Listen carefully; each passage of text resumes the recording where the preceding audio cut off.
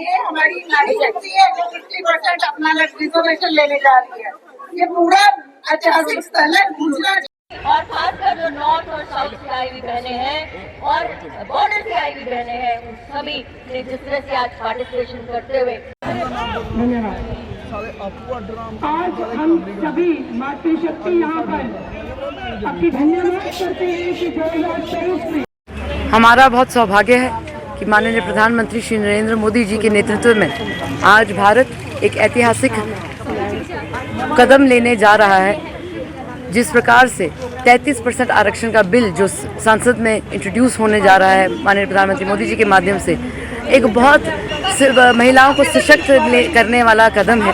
और मेरा ये मानना है कि इस कदम के माध्यम से पूरे भारत देश में महिलाओं को सशक्त किया जाएगा। जो हर प्रकार के हर क्षेत्र में आगे बढ़ रही हैं वो अब सियासत में भी आगे बढ़ेंगी।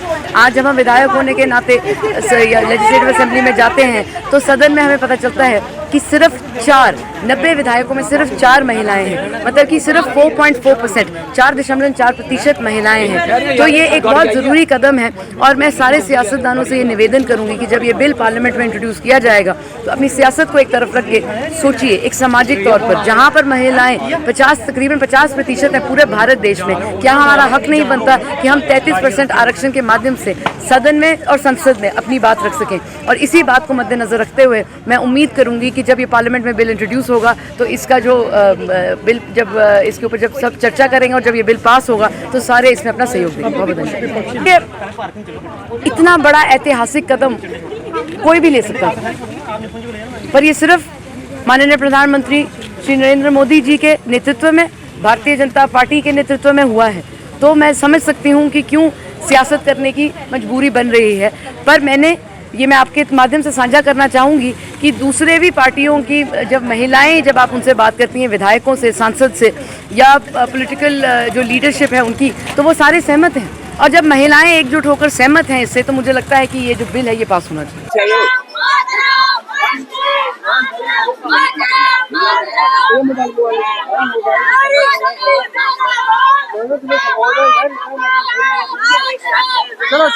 जो प्रोग्राम है ये दर्शाता है कि Bharatiya Janata party women empowerment को लेके कितनी सीरियस है। आज का ये जो रैली हुई थी जो हम नेहा महाजन जी के नेतृत्व में कर रहे थे, जिसमें हमारी महिला साथी और सीनियर नेता जिनके मार्गदर्शन में, प्रिया सेठी जी जिनके मार्गदर्शन में हम लोग काम कर रहे हैं। हम चाहते हैं हमारे प्रधानमंत्री नरेंद्र मोदी जी का शुक्रिया जो है पूरे जम्मू कश्मीर की महिलाएं कर रही हैं और अहिल्याबाई होलकर जी, सावित्रीबाई फुले जी, रानी लक्ष्मीबाई जी, ये कानून ला के ये हमारी श्रद्धांजलि होगी उन सभी महिला सशक्तिकरण की एग्जाम्पल के तौर पर जाने वाली उन महिलाओं को जिनकी वजह से हम महिलाएं खुद को सशक्त महसूस करती हैं। और हम शुक्रगुजार हैं हमारे प्रधानमंत्री नरेंद्र मोदी जी के, जिनकी वजह से महिलाओं की भागीदारी इस 3 टायर सिस्टम में लागू होने जा रही है। विपक्ष की तो आदत हो गई है हर अच्छी चीज़ का विरोध करना, और मुझे लगता है विपक्ष ने विरोध करने के अलावा और कुछ आता भी नहीं, क्योंकि खुद के दौर में उन्होंने कोई ऐसा कानून लाया नहीं जिससे महिलाओं को एम्पावर किया जाए, जिससे दलितों को एम्पावर किया जाए। इसीलिए विपक्ष का काम इस समय पे केवल और केवल विरोध करना रह गया है।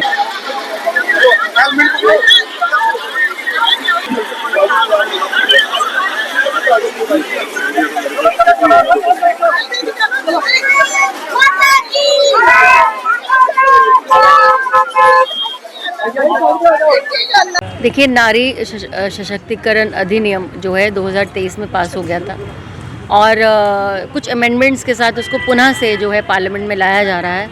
और मुझे पूरी उम्मीद है कि 2029 के रास्ते जो हैं माननीय प्रधानमंत्री जी जिस तरह से विकसित भारत का संकल्प 2047 में देख रहे हैं, उसके अंदर नारी शक्ति जो है लॉ मेकर्स बनकर जो है पार्लियामेंट में बैठेंगी और लॉज बनाएंगी। और कहीं ना कहीं पार्लियामेंट में नहीं, असेंबली के अंदर भी 33% आरक्षण का होगा। कांग्रेस के 3 दशकों तक उन्होंने ना नारी को सम्मान दिया, ना नारी को सशक्त किया। मैं माननीय प्रधानमंत्री श्री नरेंद्र भाई मोदी जी का हृदय से धन्यवाद करती हूँ कि उन्होंने डिग्निटी के साथ महिलाओं को जो है सम्मान देने का काम किया है। चाहे उज्ज्वला योजना हो, चाहे लखपति दीदी बनाने का काम किया है जिसमें स्वावलंबी बहनें बनी हैं, जिसमें से मुद्रा योजना हो, या फिर इस तरह की योजनाएं हैं जहां पर महिलाएं जो हैं स्वावलंबी भी बनी हैं, आत्मनिर्भर बनी हैं और आज जो इस अधिनियम को पास करके पॉलिटिकली स्ट्रॉन्ग बनने का जो काम है माननीय प्रधानमंत्री जो है नारी वंदन जो योजना है उसके माध्यम से देंगे।